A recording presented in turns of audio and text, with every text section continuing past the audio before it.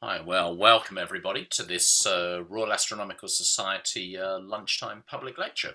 And I'm Robert Massey, I'm the Deputy Director of the Society. My job today is basically just to chair the session to make sure that everybody gets a chance to ask questions, or that we take at least a selection of those, and to introduce our speaker. This is obviously an online event. We are also streaming onto YouTube as well. You will be able to ask questions via the Q&A function at the bottom right on your screens. You should probably only see a couple of boxes as a participant, and what I will then do is try and get a selection of those to Katrine at the end. Obviously, apart from that, I think you may not be able to see a chat function, but if you can, it's really just for asking us questions about the way the event's running, if something goes amiss or something of that kind. But I do hope everybody can hear me. I can see there are participants still streaming in, which is great.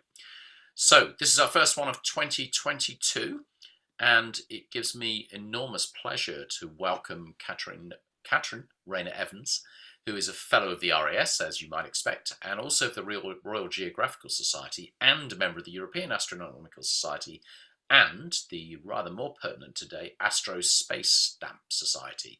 And apart from her day job, and it's worth noting, by the way, that the stuff Katrine's talking to you about today is outside of her day job. She is a science writer. She writes articles for magazines like BBC Sky at Night, Astronomy, and also stamp ones like Stanley Gibbons. Has a regular weekly column, Thematic Thursday, for all about stamps. And she's co-authoring her first book and volunteers as a program producer for Astro Radio. And I have to say, the thing I'm most impressed by, because I've never managed this and probably never will, is that asteroid 446500 Katrine Rayner was named after her not very long ago. So with that, it's a great pleasure to welcome Katrine to the RAS, and I'll hand you over to her now. Katrine. Thank you very much, Robert. I will just share my screen, so please let me know when you can see it. Looking promising. There we go. Perfect. Okay. Excellent. That's looking great. Over to you, Katrine. Excellent. Okay. Thank you very much. So yes, hello and welcome everyone. Thank you so much for joining me today. As you know, my name is Katrine, and today I'm going to discuss what we can learn about astronomy through philately. I will show you some examples of what stamps exist globally, celebrating the subject of astronomy. And this is a perfect example of an astronomy themed stamp. It's one of my favorites, and it was issued by the United States Postal Service in 2017 to celebrate the total solar eclipse seen in the US. And it was the first total solar eclipse seen along a very narrow path across the US since 1918. It's actually one stamp, which is the stamp there on the left-hand side. And it's made of thermochromic ink, which means that when heat is applied, the color changes. So you can see there on the left, that is the stamp. The moon is obscuring the sun, and you can see the sun's corona, which is the outermost part of the sun's atmosphere. And when heat is applied to the stamp by pressing a thumb or finger on it, the full moon appears, which you can see there on the right-hand side. And this is actually a real photograph of a total solar eclipse that was taken in Libya in 2006. And the world of stamp collecting is a science and an art in itself, and there are so many facets of the subject. This is just a brief introduction, and I'm just going to whiz on through. I could talk for a week, so I've just chosen some subjects I hope will interest you all, get you excited, and give you a flavour of what it's all about.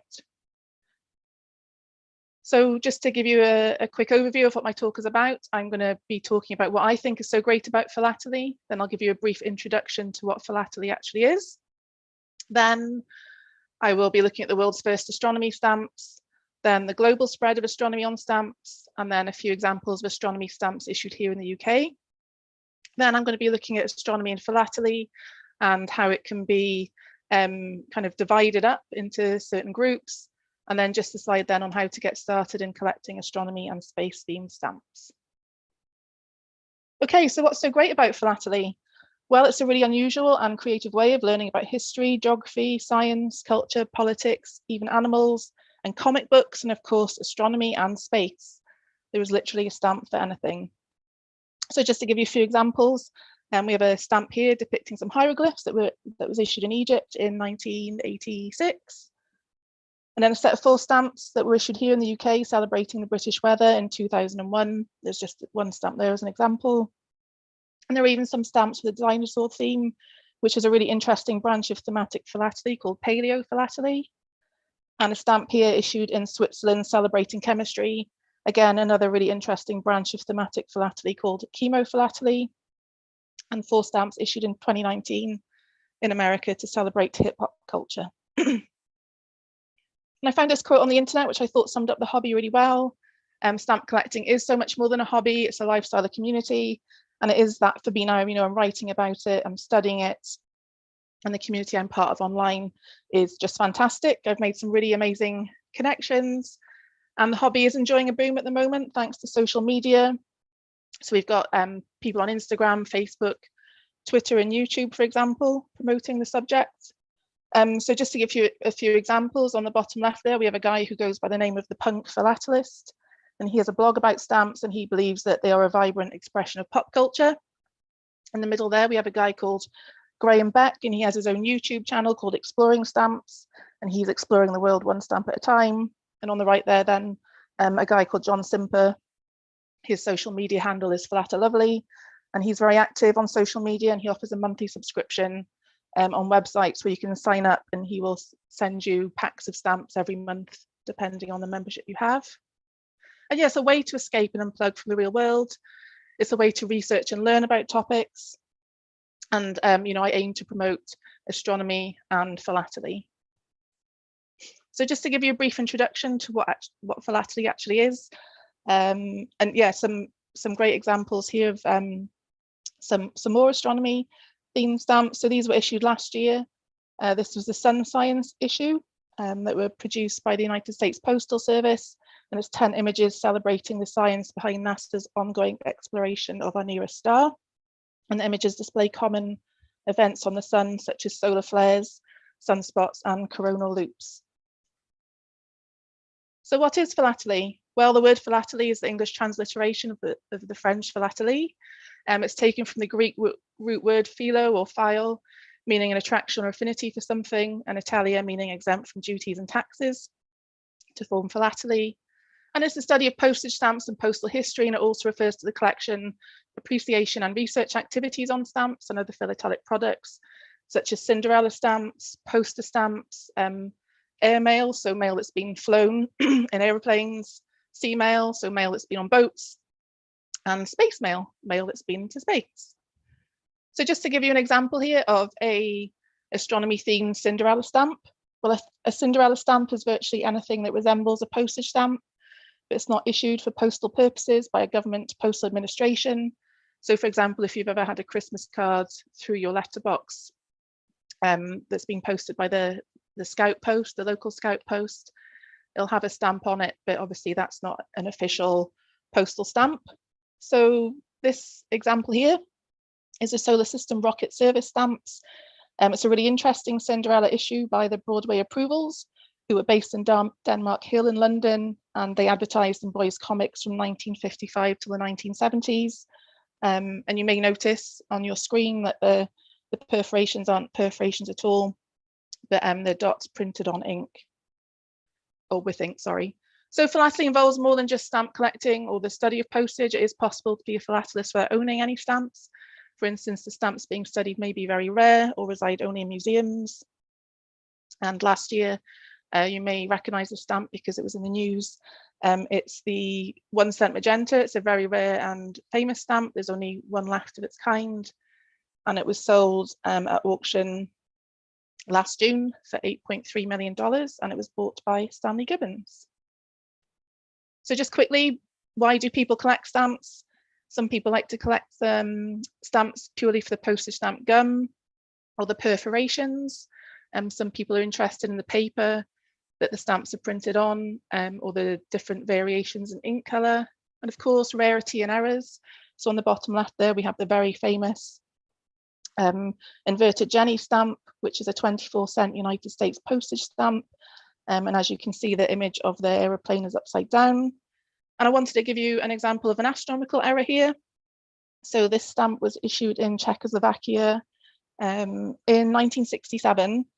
And the engraver of the stamp has actually mixed up 2 letters of the alphabet so that the constellations Lepus and Lupus are transposed.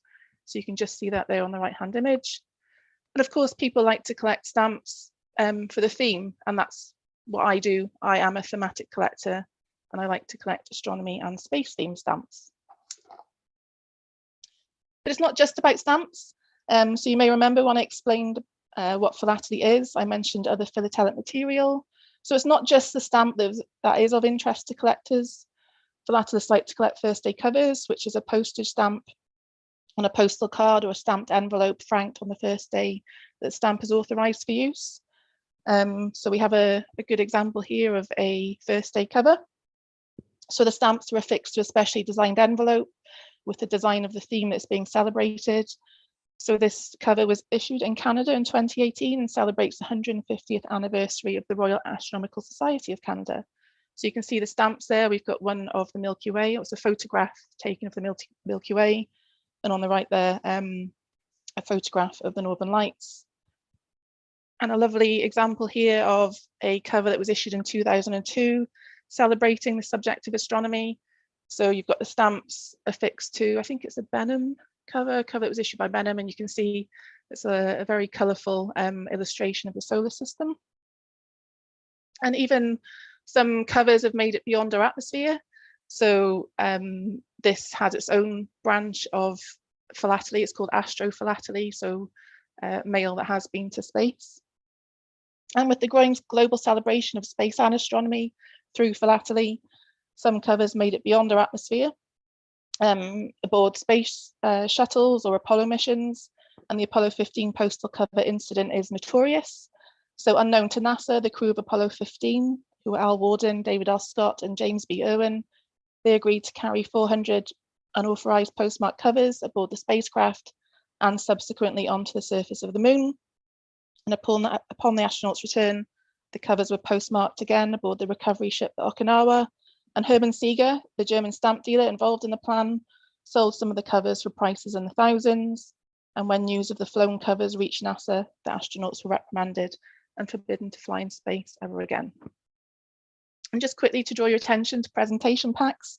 So these typically contain a full set of new stamp issues. So you saw these on the previous slide. These were the stamps issued celebrating the subject of astronomy. And presentation packs comprise a folded card containing detailed notes about the stamps.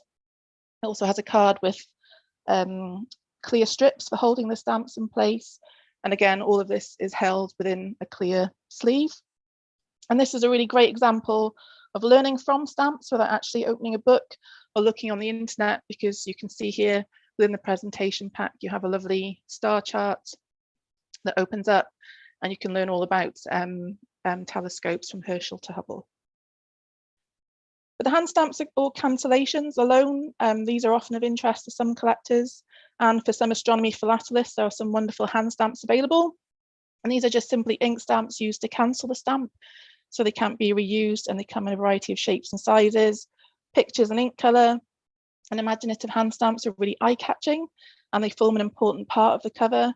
So the stamps can usually be cancelled with the first day of issue date stamp at a post office, but often people will send the covers away to a special hand stamp centre to have the stamps cancelled with a special pictorial design, adding to the theme of the cover.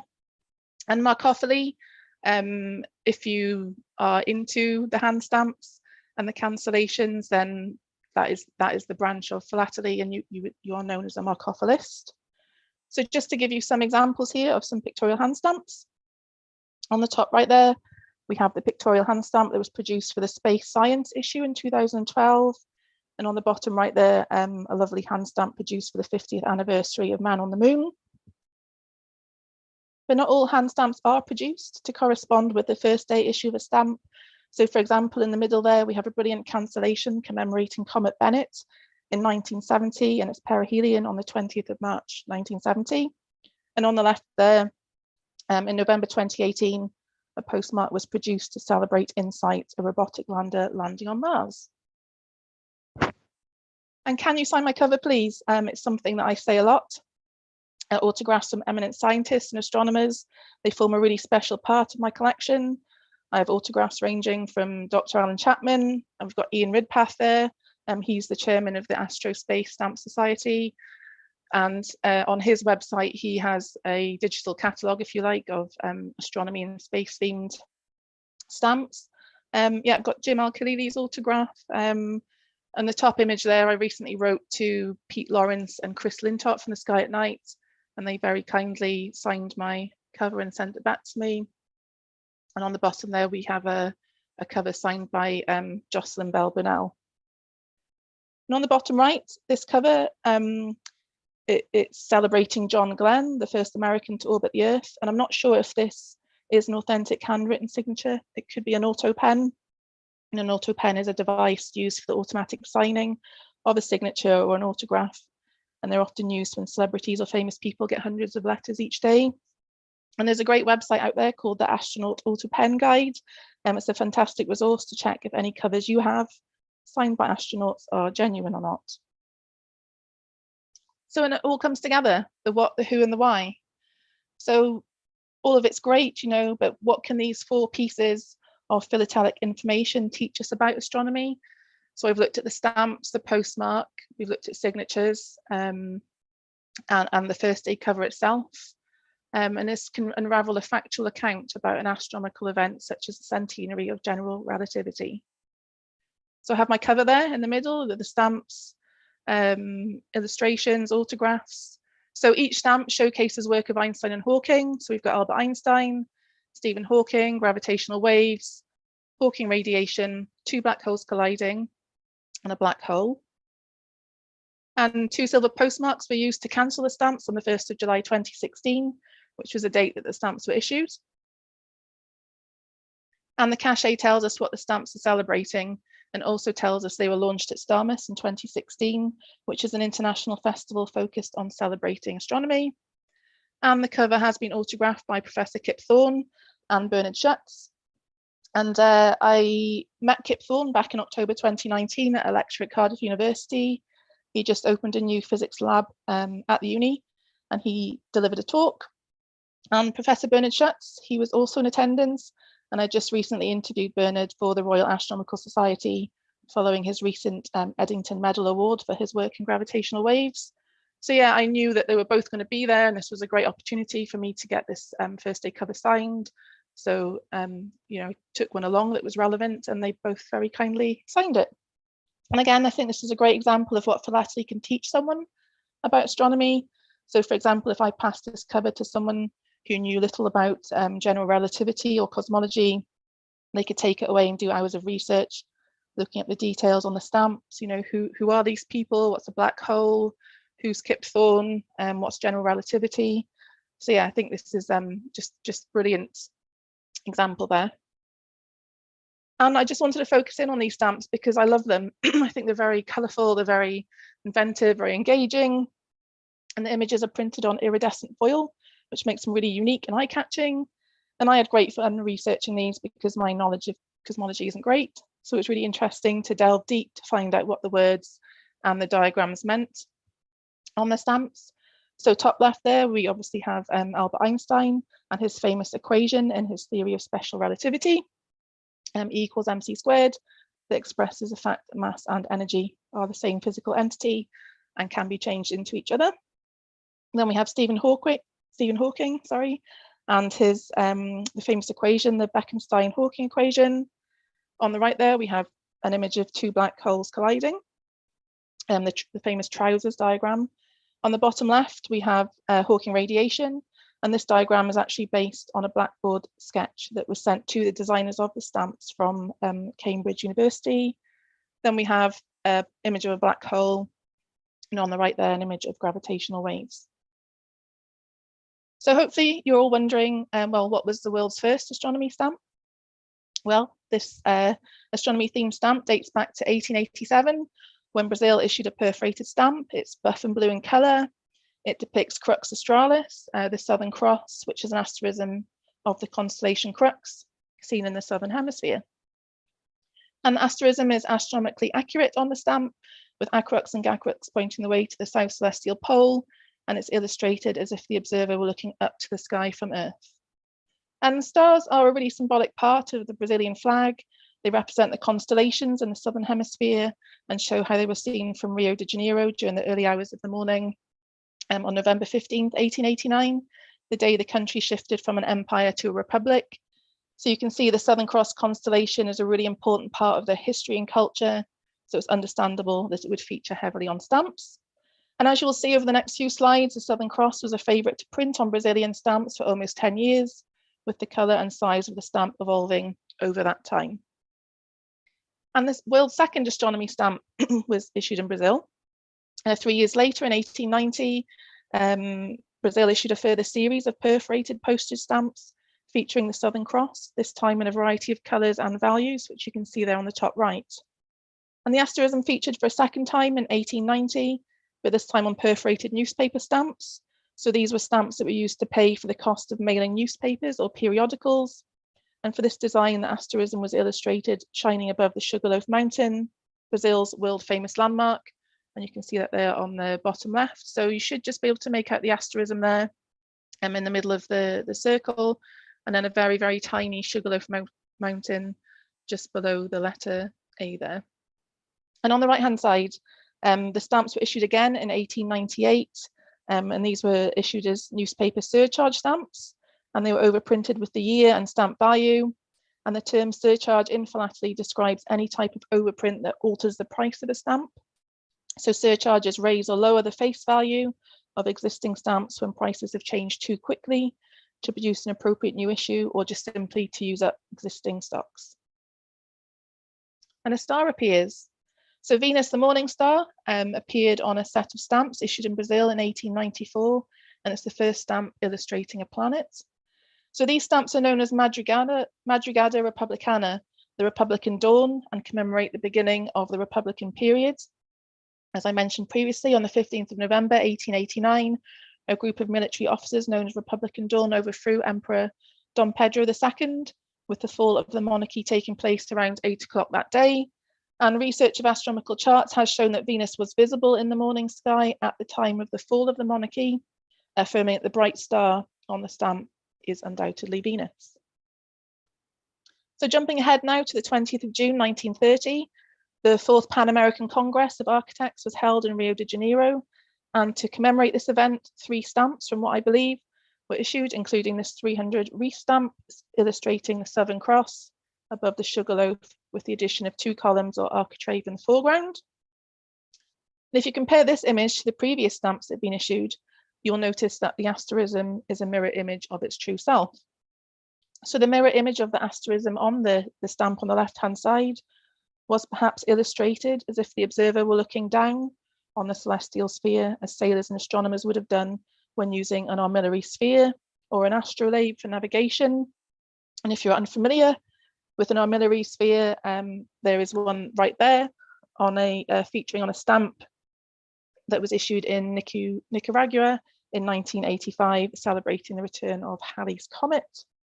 And after all, the Southern Cross is depicted in reverse on the flag, and an astrolabe features on the Empire of Brazil flag, again tying in with Brazil's nautical history. I'm not sure why at this time the illustration of the Southern Cross was changed, so if anyone knows, please let me know. And slowly other countries issued stamps with an astronomy theme. So just to give you a few examples, in 1930, Italy issued a stamp depicting flying boats and the Southern Cross, and it celebrates the transatlantic seaplane squadron flight from Rome to Rio de Janeiro. In 1941, Norway issued a stamp illustrating fishing boats and the aurora. And the 50th anniversary of the Mizusawa Latitude Observatory was celebrated on a stamp in Japan in 1949. And the Equatorial Line Monument, marking the position of the equator, featured on a stamp in Ecuador in 1949. San Marino celebrated the International Year of Astronomy on a stamp. And in 1970, Poland celebrated space exploration. And in 1981, the Hubble Space Telescope featured on a stamp called Comprehending Universe, and that was issued in the USA. So while countries all over the world, from Colombia to Nigeria, Japan, Russia, they all were celebrating astronomy and humankind's achievements in space, the UK did not start commemorating astronomy in space until much later. And in 1966, the Royal Mail issued a stamp depicting a radio telescope at Jodrell Bank. It's bright yellow in colour, it cost 4 pennies, and the stamp was issued within a set of 4, with each image celebrating a different aspect of British technology.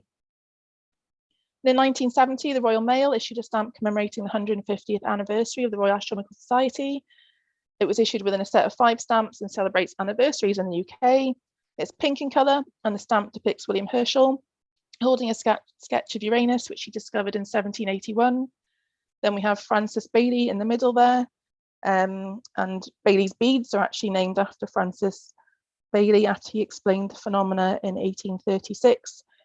And these are an arc of bright spots seen during a total or annular eclipse, and he was the president of the Royal Astronomical Society 4 times. And on the right there we have John Herschel. He was a mathematician and astronomer, and he named 7 moons of Saturn. And then further on the right there, we have Herschel's 40-foot telescope, which was constructed in Slough in 1785, or between 1785 and 1789. So again, very, very small piece of paper, but you can glean a lot of information from it. You know, who are these people? What's Herschel holding? What's the Royal Astronomical Society? How do you build a 40-foot telescope?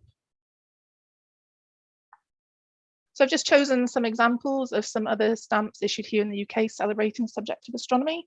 So you saw this previously. In 2002, the Royal Mail issued a miniature sheet of stamps celebrating British astronomy.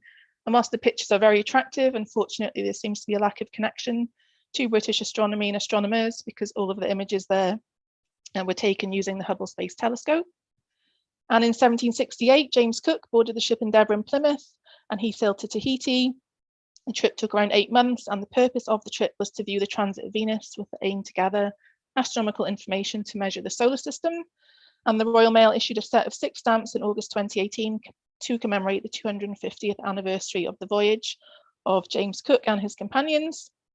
And James Cook and Charles Green made drawings during their observations of the transit, and these have been used on this first-class stamp here called the Endeavour Voyage. and they've been superimposed onto an image of the sun. And one of the most interesting details of the drawings is the black drop effect that they observed during the transit, which you can clearly see on the stamp. And the stamp is also illustrated with a sextant, which was used for navigation purposes during the voyage. And one of the Millennium projects commemorated on stamps was the National Space Centre at Leicester. The centre has a particularly distinctive space age building. Well, you might wonder where it is on the stamp. Well, unfortunately, it wasn't finished at the time that the stamp was released in 2000, so it couldn't be illustrated. So instead, it is represented by a generic picture of the night sky. And in 1987, 4 stamps were issued marking the 300th anniversary of Isaac Newton's Principia. And despite the small size, the stamps are bursting with information about Newton's accomplishments. So the 34-pen stamp there on the bottom right portrays a satellite, along with Newton's insights on projectile motion and orbits. And the 22-pen stamp above it honours his study of planetary motion through the depiction of 6 planets orbiting the sun, on top of which is an impressive coronal loop. And the 50th anniversary of Patrick Moore's BBC TV programme Sky at Night was commemorated by a set of 6 colourful and attractive stamps released in 2007. And the designs show, for example, the Cat's Eye Nebula, the Saturn Nebula, and the Helix Nebula. And superimposed on each image is an outline of the home constellation with the location of the object marked. And all objects are identified with a number beginning with the letter C, which is their reference in Patrick's own brand Caldwell catalogue, his full surname being Caldwell Moore. And just a lovely first day cover there with Patrick on it on the left-hand side. And you can see the stamps have been affixed to it, and they have been cancelled with a special hand stamp design for the British Astronomical Association. And just quickly, I was reading a paper not so long ago called Putting in Place and Adjusting the Object Glasses of Refracting Telescopes. And I was really interested to read that German telescope makers have actually used postage stamps to separate the objective lenses and apochromatic telescopes. So this sometimes replaced the need to use mucilage on paper or tinfoil, because obviously the stamps were already self-gummed, if you like. So yeah, I just thought that was a really fun and unusual example of philately and astronomy coming together. So about halfway through, I hope you're all still there. So you've probably already noticed that everything from astronomers to telescopes and constellations, they all appear on stamps, and I've kind of given you a real mishmash of examples. And there isn't much point in collecting stamps if you aren't going to learn something from it. It's why I love collecting stamps so much. And Margaret Morris, she's an amazing lady. She turned 90 last year. She's very well known in the astronomy and philately world. Well, she published a paper in 2013 called Astronomy and Philately, where she discussed the two subjects. And she's grouped her collection into 3 main groups. And I think this is a really useful way of organizing a philately collection within the subjects of astronomy. So I'm just going to give a few of my own examples under each section to illustrate what subjects we can learn in astronomy from philately in an organized and logical way. And I've added my my own 4th heading because the topic doesn't quite fit into any of the 3 that Margaret mentioned. And of course, it might just be because it's classed as astrophilately. But it's a topic that we all know and love. So I'll be looking at the observers. So I'll give you a few examples of astronomers on stamps and some astronomical anniversaries. Then the observables, a few examples of our stamps, solar system stamps, and everyone's favorite comets. And then the observations, so I'll briefly look at astronomical instruments. And then explorers, so human exploration and achievements. So we'll be looking at the space race and the moon landing. Okay, so the observers. We all know that astronomy is one of the oldest natural sciences, and this subject has been celebrated on stamps all over the world. Astronomy dates back to the 4th millennium BC. Babylonian astronomers were skilled observers and mathematicians, and they studied the sky and devoted their time to studying the planetary movements, and they adopted the use of the zodiacal belt. And they also recorded observations of comets and eclipses, and these studies were recorded on cuneiform clay tablets. And this stamp from Austria, issued in 1965, depicts a cuneiform clay tablet, and these tablets show a really good understanding of arithmetic, algebra, and geometry. And Egypt, so the Egyptians, by the 3rd millennium BC, Egyptians had already adopted a 365-day year, and annual flooding of the Nile was determined observing the stars. And this stamp there on the right depicts Hathor. It was issued in the Central African Republic in 1964, and according to ancient myths, Hathor was a sky goddess, known as Lady of Stars and Sovereign of Stars, and linked to Sirius. And she was originally a personification of the Milky Way, which was considered to be the milk that flowed from the udders of a heavenly cow. In China, well, the Chinese they've had a really long history of astronomy, dating back to the 2nd millennium BC. And in a 2nd century tomb, a silk roll was found, which depicts comets and is considered the first atlas of comets. You can see that there on the bottom right. And on the left-hand side there, a stamp was issued in China in 1986, commemorating the return of Halley's Comet, and the image on the stamp echoes images that feature on the scroll. So observations of celestial bodies and scientific discoveries have shaped our way of thinking about our place in the universe. So jumping ahead now from the ancient observers to the scientists and astronomers who changed our view of our place in the universe over the last few centuries.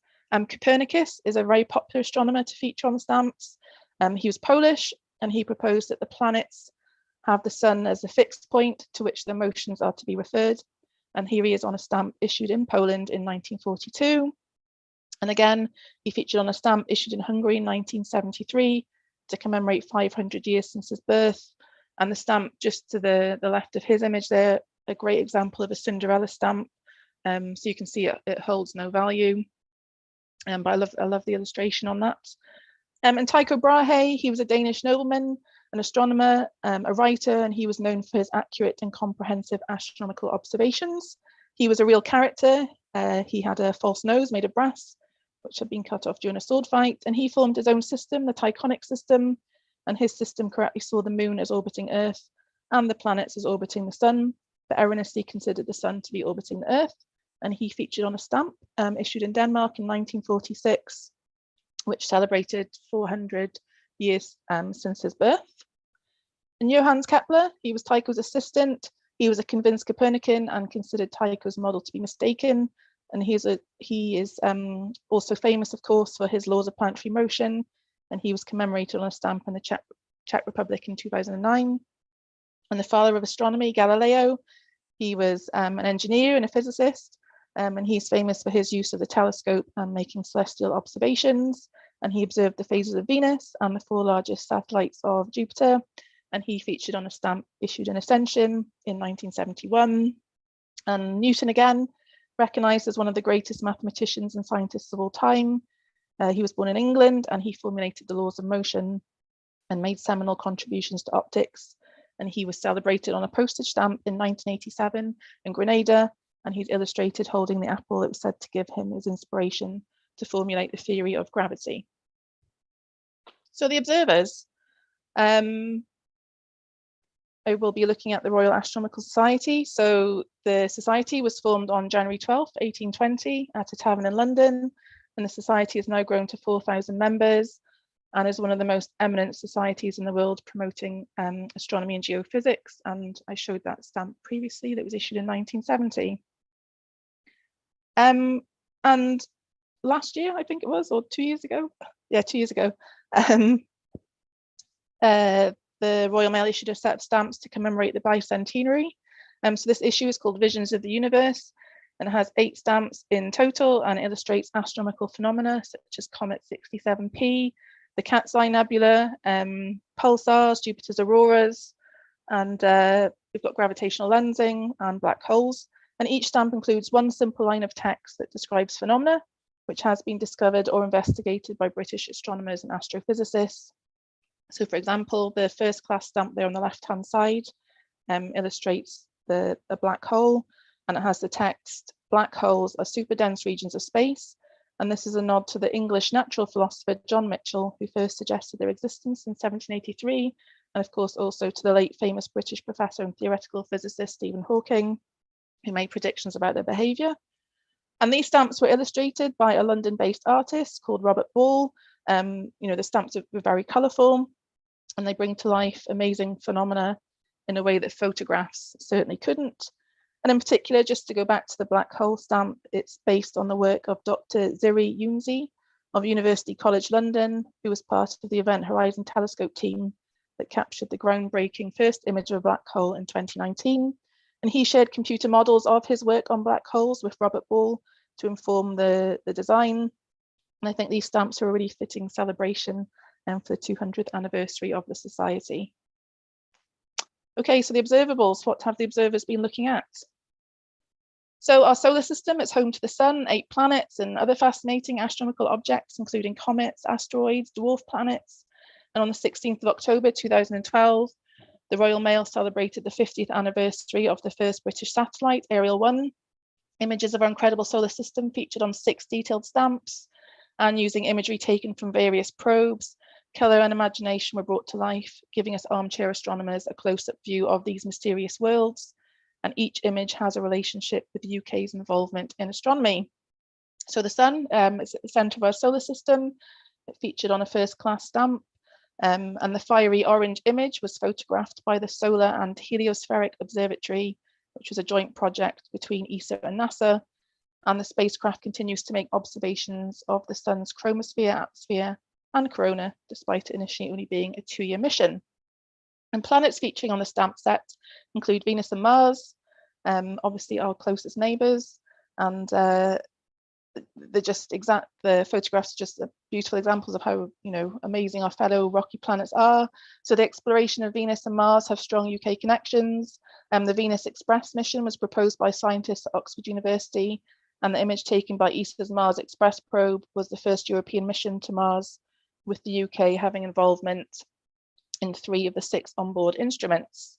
And Earth featured on its own stamp in 1984 when the Royal Mail commemorated the 100-year anniversary of the adoption of the Greenwich Meridian, the world's prime meridian. The image chosen on a 16-pence stamp is that of Earth as seen from Apollo 11, with a curved red line of 0 longitude superimposed on top.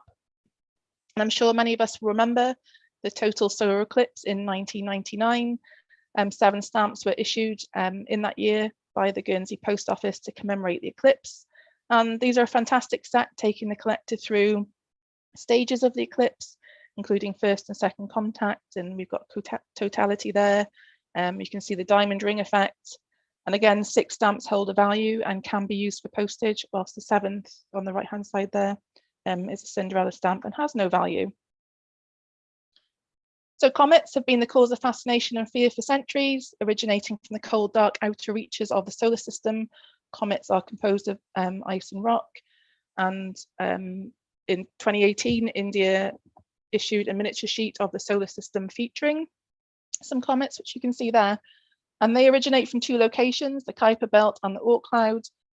Comets originating from the Kuiper Belt are short period comets and can orbit the sun in less than 200 years, whereas comets originating from the Oort cloud take much longer to orbit the sun, often thousands of years, and are known as long period comets. So just a few examples of some lovely comet stamps. This stamp was issued in Finland in 2014 as part of the Signs in the Sky issue. And then we have two stamps there issued in Congo in 1986. So we have Comet Ikea Seki, which we saw in 1965, and then Comet West, which was seen in 1976. And named after the famous astronomer Edmund Halley, or Halley, Halley's Comet is perhaps the most famous short period comet in our history due to its return period of 76 years. And some of us may even see it twice in our lifetime. The comet has been recorded as far back as 240 BC in China and was embroidered onto the world famous Bayeux Tapestry.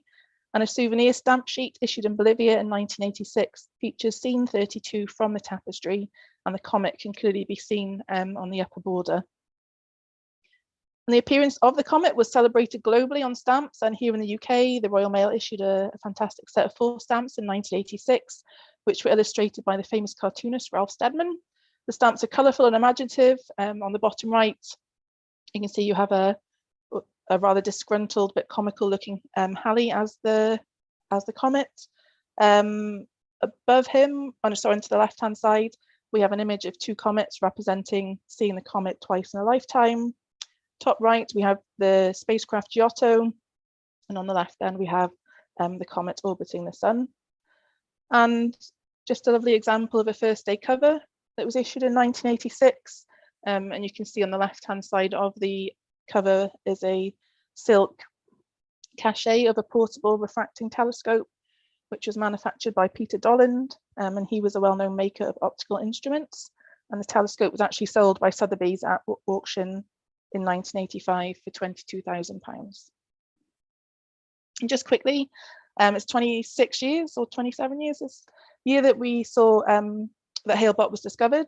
It moved across our skies for approximately 18 months, and it was one of the most observed comets of the 20th century. It was discovered independently by Alan Hale and Thomas Bopp in the United States, and the comet passed perihelion on the 1st of April 1997. As far as I'm aware, there are very few stamps issued to celebrate this exciting event, but on the 1st of April 1997, the Dominican Republic issued a set of stamps depicting the comet positioned against a tropical pink and yellow sky with its 2 tails of gas and dust clearly illustrated. And in my collection, I have a custom cover commemorating the comet. It was sent to me by a former NASA employee who specializes in making his own covers. So the cover is postmarked at Cloudcroft, New Mexico on the 24th of March, 1997, which is 2 days after the comet made its closest approach to Earth. And Cloudcroft is the location where Alan Hale first made the discovery. And the image on the cover there illustrates the position of the comet in the night sky from the date of its discovery to the date it was last observed in the southern hemisphere. And for those keen astronomers amongst us, Comet Neowise would have not passed you by in 2020. Yeah, it was first discovered on March 27th, 2020 by the Wide Field Infrared Survey Explorer, and the comet's closest approach to Earth was the 23rd of July. And the comet could easily be seen with the naked eye, even in urban areas, and it is now known as one of the brightest comets since the appearance of Hale-Bopp in 1997. And Sark in Guernsey is a designated dark sky island. It got that designation in 2011, and the 10-year anniversary was celebrated last year. So a set of 6 stamps were issued in the June commemorating the anniversary and included a stamp featuring Neowise. And the observations, so the tools of the observers. So for thousands of years, our ancestors looked to the sky. They observed and named the stars and constellations after animals, objects, and mythological characters. And they would worship the solstices and watch the planets traversing across the sky. And all of these early attempts at recording and understanding the sky have been found on the design of stamps. The prehistoric monument of Stonehenge in Wiltshire has long been studied for its possible connections with ancient astronomy. The site is aligned in the direction of the sunrise and of the summer solstice, and the sunset of the winter solstice. And archaeoastronomers have made a range of further claims about the site's connection to astronomy, its meaning and its use. It has appeared twice on stamps issued in the UK, once in 1990, celebrating the subject of astronomy, which is the stamp there on the left-hand side. On the bottom left, you can see an image of a gyroscope, and on the right, a ship navigating by the stars. And we have Stonehenge in the middle, and phases of the moon then arcing above those images. And a photograph of part of Stonehenge featured on a stamp in 2005, which celebrated World Heritage Sites. And the Nebra Sky Disk, it's a bronze disc, it's blue and golden colour. It was found in Germany in 1999 by metal detectorists. And these symbols on the disc are interpreted generally as the sun or full moon, a lunar crescent, stars, including a cluster of 7 stars, interpreted as the Pleiades. There's 2 golden arcs along the sides, which are generally interpreted to mark the angle between the solstices, and these may have been added later on. And a final addition is another arc at the bottom, which is surrounded with multiple strokes, which may be a solar barge, it could be the Milky Way, or maybe even a rainbow. An archaeologist placed a disc in the first millennium BCE, and it may have been used as an astronomical instrument, and it featured on a postage stamp in Germany in 2008, celebrating German archaeology. And other astronomical instruments that have been attributed to watching and recording our skies include the Astrolabe, the armillary sphere, but perhaps most important of all is the telescope. And we have a lovely image of a telescope here, which was featured on a stamp issued in Sierra Leone, commemorating the 450th anniversary of Copernicus's death. So telescopes are often housed in observatories, and in 1921, the first stamp depicting an observatory was issued in central Lithuania. It was produced in 2 forms, perforate and imperforate, which you can see there on the top. And the image on the stamps displays the Poxabutt Observatory, named after the astronomer Marcin Poxabutt, famous for his observational work and for computing the orbits of Mercury. And the observatory theme continued in 1948. The United States printed their first astronomy 3-cent stamp with an image of Paloma Mountain Observatory, and the stamp was issued to commemorate the observatory's opening. The observatory houses the Hale telescope, which is a 200-inch telescope named after George Hale, a famous American solar astronomer, well known for his work on the discovery of magnetic fields in sunspots. And finally, the explorers. So from July 1957 to December 1958, scientists from 67 countries participated in various Earth science projects as part of the International Geophysical Year. And to mark the occasion, the US Post Office issued a stamp featuring a striking illustration of the sun, which was in the most active phase of its 11-year cycle, solar cycle 19, the 19th solar cycle since 1755, and also depicted as a section of Michelangelo's famous Sistine Chapel painting, The Creation of Adam, which is a nod to our natural curiosity and desire to understand our place in the universe.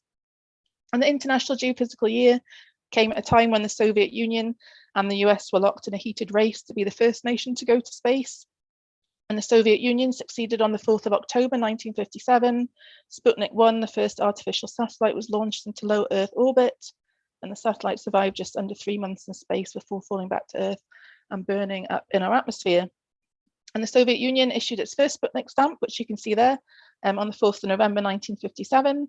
The 40 Kopek perforated stamp. It's a simple design, it's blue and grey in colour, and illustrates the satellite orbiting the Earth. And the launch of Sputnik has been celebrated globally on stamps, including Romania, Cuba, and Korea.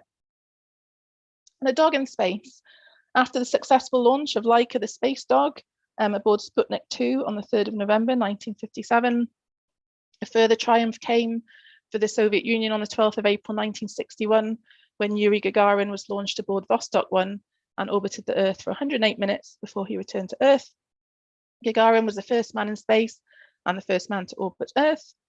And not one to shy away from celebrating their achievements through philately, a plethora of stamps from the Soviet Union commemorating this momentous event exist, including this rather wonderful 10 Kopek stamp.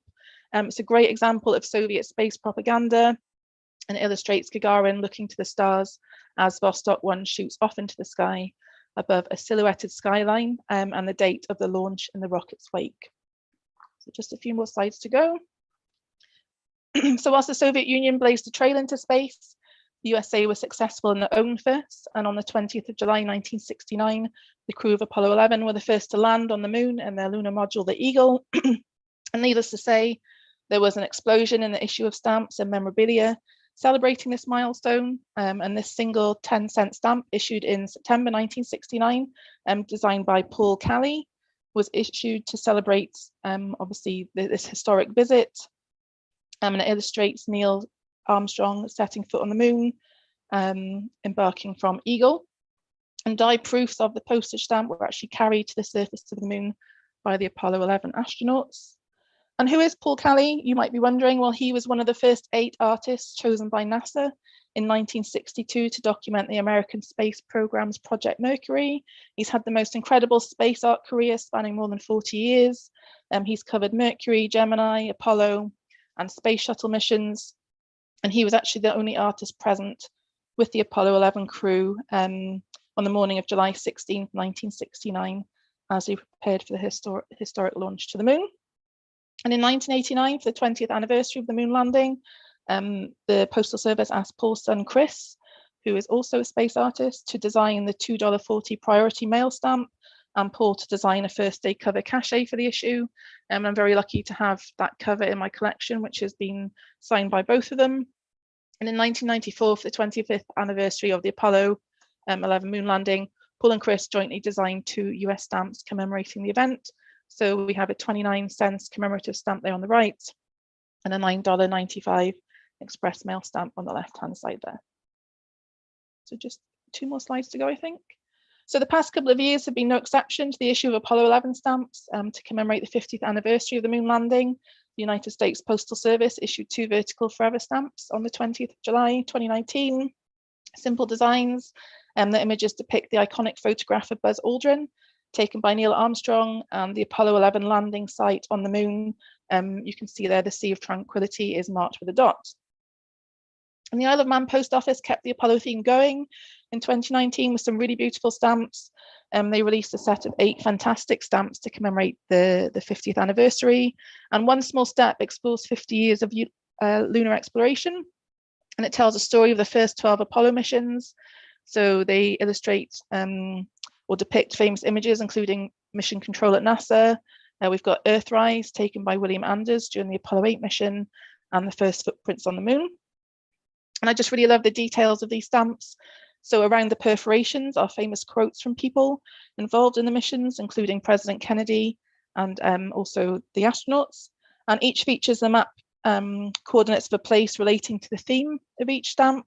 So for example, the Project Apollo stamp that you can see there, it displays the coordinates of the Rice Stadium, where Kennedy delivered his speech announcing the Apollo program in 1962. And just on the right-hand side there, we have his famous quote, "We choose to go to the moon in this decade."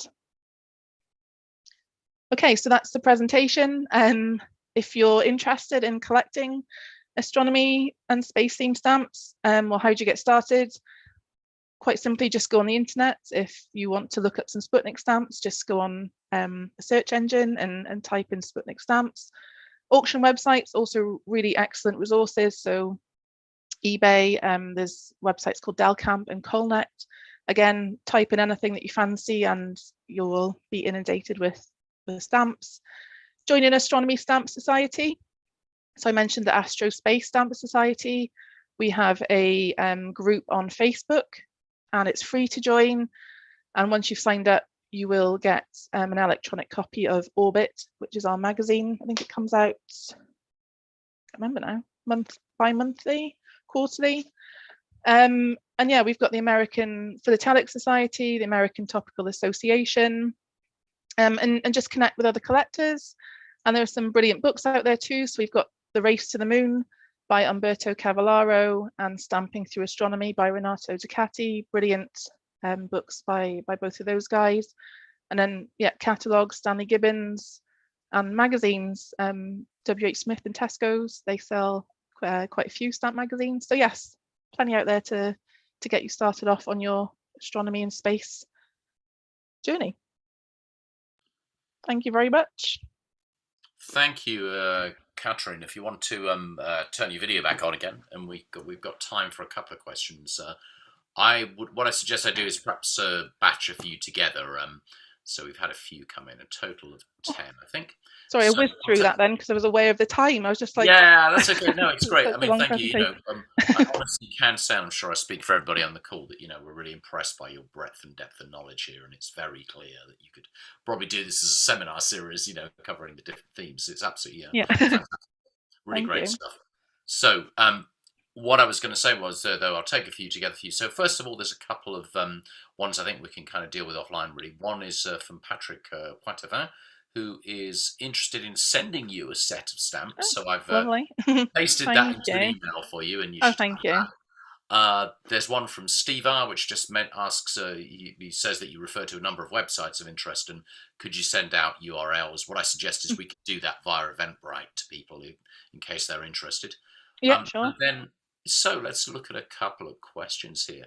So, okay, let's take 3. So Holly Worrell asks, from your perspective, hi Katrin, from your perspective, what is the philosophical significance of depicting space on a stamp? And then from Alexandra Hart, hi Katrin, I love collecting presentation packs. Is it better to start collecting first day covers instead, as presentations packs don't have a postmark? And then Maxima Roa and Richard, they're both asking about suggestions for digital and analog space stamp catalogues. So over to you for those 3. So the philosophical question, I've never heard that before, never been asked. Yeah, I'm not quite sure, to be honest. That is something that I'll have to think about. If you can send that question to me, I'd appreciate that, and I can give it some thought. We can, yeah. I tell you what, Holly, if you're still listening, if you email me at rmassey@ras.ac.uk, I can pass it on to Katrin. Yeah, because I'd like to think about that and respond. So yes, instead of me just sitting here thinking for a long time, I'd like to take that away and think about it, please. So nothing like a thought-provoking question. Yeah, I know that really is. Like I said, I've never been asked that before. So yes, that'll get the old cogs turning. What about the one from Alexandra about collecting presentation packs and whether it's better to collect those or first day covers? Okay, it really is just a personal preference. I think that's what's so lovely about Philately. It really is entirely up to that one individual. So yes, presentation packs do just have the mint stamps, so they're not postmarked or anything. But they are a great way of getting you started off because they do hold so much information. And you can learn a lot about a subject in a presentation pack.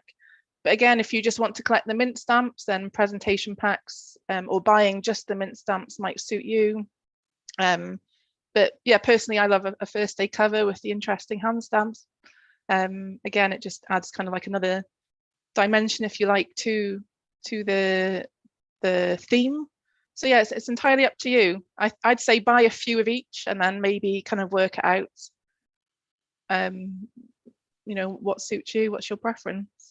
Thanks for that. Okay, and then what about finding digital astronomical stamps? Finding digital astronomical stamps? Yeah, I'm not sure. I don't know if that means things like these. Oh, this shows I really need to be more up to speed with some of the tech on this. I'm just thinking if it's some. There was my friend Graham Beck, who I mentioned at the beginning. He did something. I've totally forgotten what the word is now. Like you've got Bitcoin and stuff like that. Yeah, it's the blockchain related. Yeah, it was something like that. New term, yeah. Yeah. Again, something I haven't looked into, but if they want to go away and look up Exploring Stamps YouTube channel, he actually has covered that topic, I think like a couple of weeks ago. Okay. But yeah, again, something that I haven't considered at all right now. All right. So sorry. That's all right. And let's go through another couple. One is just a comment from Ray Ward, which says, did you know Armstrong had to put his left foot on the moon first because that's how it was on the stamp, which was designed before so it could be issued quickly? Okay. I didn't. No, me neither. That was a good one. And then, people, and also Ray's commenting about how glad he is to know that Philately is thriving and that there are still billions out there, and despite the use of email and all these other communications. I don't think Philately is something that would ever die out because there's always a need for posting things, isn't there? And like you say, although I think stamp collecting is always associated with the older generation, I do think there is a younger generation coming up behind now who are popularizing it again and making it cool, I suppose, and not everyone wants to be on the internet 24/7. It's a good way of escaping and learning in a different way. So, yeah.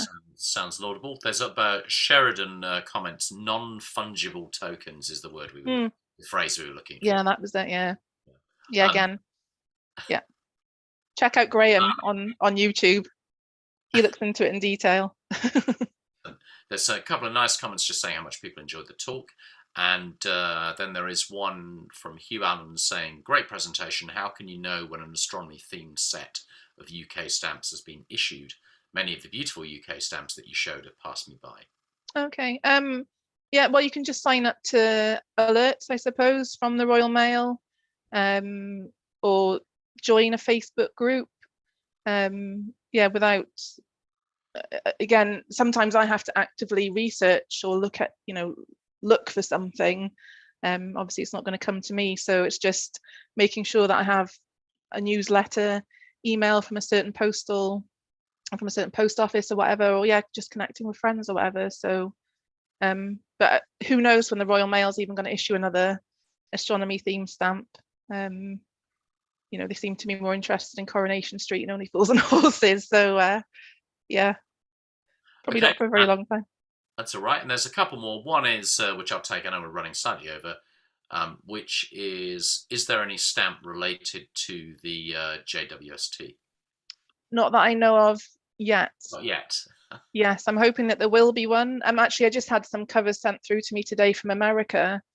So the guy that I mentioned who had designed the Hale-Bopp cover, he's designed his own James Webb Telescope one, and he'd had it date stamped on the 25th of December. So yeah, there's nothing official that I know of. I mean, that Comet Neowise stamp, I was surprised to see. Very surprised. So, and I did delete one of my slides because I was running out of time. But I did look at the future of what we might look forward to in the future, and James Webb Telescope was on my kind of wish list, if you like. So who knows? And then the final question I've got is coming via YouTube. We had a few people watching there as well, from Eduardo Fontana, who says, what do you think the reason is for the first stamps of this type to come from Brazil, in your opinion? Do you know what? Someone asked me that the other day, and I've been thinking about that. I don't know why Brazil were the first country to issue that themed, like astronomy themed stamp. But if you go back to the slides at the beginning, the asterism was such an integral part of the navigation, a bit like we have, like the pole star. I suppose it's like their equivalent in the southern hemisphere. So I can only assume it goes back to the navigational history, and obviously the political side of things as well. But yeah, in terms of why Brazil would have been the first country to do that, I don't know. Okay, well, look, thank you so much. I can see there's more comments come up in the chat. Thanks for having me. I said if anybody wants to circulate things to other people on the talk, I'm sure you could do that via me, but otherwise, and we can, send it out to Eventbrite. But yeah, once again, these things always end very abruptly because we just have to cut it off and we can't chat or anything like that afterwards. But, personally, I'd like to thank you so much for giving up your time today over lunch and giving us such a fantastic talk. There's a lot of really positive feedback. I think it's so very different to many of the things that we have as well, and a really different and insightful way of looking at the science of astronomy. So thank you so much, Catherine. I'm sorry you can't hear applause from us all, but rest assured it's there. Oh, thank you very much. Thanks for having me. And we'll see everybody next time, I guess, at the next talk, which will be on our Eventbrite and on our website. I'm sorry I can't tab through my screens to give you details of that, but we do have a program that we run all the way through to May, and obviously also special events too. So thank you, everybody, and have a nice afternoon. Thank you. Bye.